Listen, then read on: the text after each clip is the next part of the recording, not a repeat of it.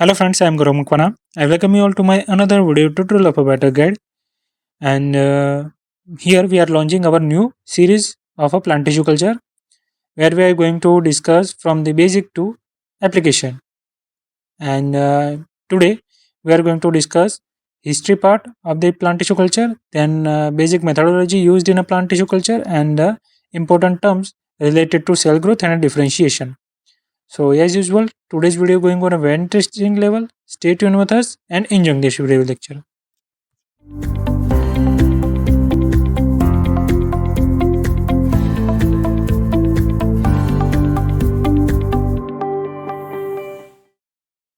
So let's start first history part. So here I include most important history part that may be asked in your examination. So 1838 to 39, Sweden and Schwann proposed the cell theory, okay, which is the basic of a tissue culture. So main important procedure or concept is arise from the 1838 to 39. Then in 1902, Hebel proposed the concept of a in vitro cell culture. This is also important term, is asked in examination. Okay, Hebel proposed the concept of a in vitro cell culture. Then in 34, they used vitamin B as a growth supplement for a tomato root tip culture. Then in 41, Overbrick used the coconut milk to induce a cell division in a datura. In 57, Skoog and Miller introduced hormonal control, oxygen and cytokine proposal for the organ formation. Then next 62, Murasek and Skoog developed the MS medium, which is currently used in a plant tissue culture. Okay. Then in 62, Kanta and Maheshwari demonstrated taste tube fertilization. And in 66, Stewart proved totipotency by regenerating carrot plants from the single cells. Here totipotency is the main important term for the cell ability to proliferate, okay, which we'll going to discuss further. And 1807, BT gene isolated from the bacillus thuringiensis. Okay, so these are the important terms in a history part. Now, what is plant tissue culture? So it's a stepwise aseptic technique that allows explant, that means any kind of a plant part like cell, tissue and organ, to grow in vitro, that means in a lab condition where all parameters are controlled, and providing them nutrient media and regulated light temperature for a proliferation. Okay, so that technique is defining as a plant tissue culture. In this technique, basically, this kind of steps are involved: selection of explant, then its sterilization, then inoculation into a perfect media, then callus induction. Okay, callus is basically uh, from the explant, okay, which is undifferentiated, and we induced them via hormone, okay, for the generation of the root and a shoot. Okay, and next step is a similar organogenesis. Okay, and last plantlet generation, hardening step or subculturing. So these are the basic steps involved in the plant tissue culture. We're going to brief step wise.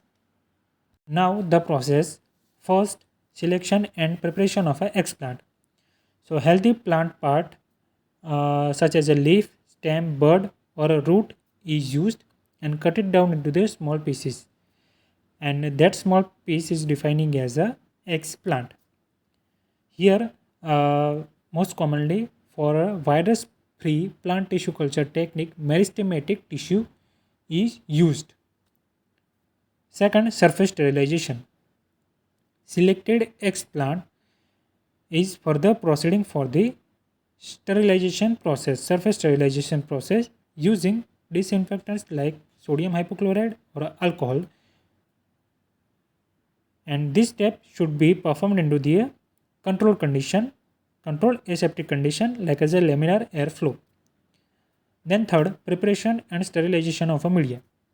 Similarly, uh, culture media is prepared, which is rich amount of the macronutrients, micronutrients, vitamins, amino acid, carbon source, and plant growth regulator, which is essential for the plant proliferation. Okay, that media is parallelly sterilized by the autoclaving technique. Next, inoculation. Now the sterilized explant is placed onto the solid or a liquid medium, which is rich in the required essential element. Then after incubation, now explant with the media is further incubated in the appropriate condition like light temperature, humidity for the regeneration or tissue development. Okay, this process enables callus formation, shoot generation, and the organogenesis. In this step, basically, undifferentiated cell mass is defining as a callus, okay, which is formed in this step, and then after will give uh, growth regulated treatment like cytokinin for the shoot and oxygen for the root, and plantlets is further produced. Okay, periodically here one technique is also essential, subculturing, where uh, we change the media and providing the fresh media. Okay, that explant is further periodically transferred into the old to fresh media to promote a desired growth. Then regeneration and the rooting we discussed for providing manipulating growth regulator, cytokinin for the shoot and oxygen for the root. And at the end, acclimatization or hardening, okay, which is a crucial step where gradually adapted plant is further grown into the outside of a environment. Okay, so these are the simplest step. Next, cell growth. So growth is the irreversible process where size or mass of any kind of a cell, tissue, organ, or organism is increases due to cell division and cell enlargement procedure. Okay, that is defining as a growth. In plants, basically, that cell growth is observed in meristematic region, like as a root or a shoot tip, where the cells is actively divide and elongate or expand by absorbing water and synthesizing new cellular components.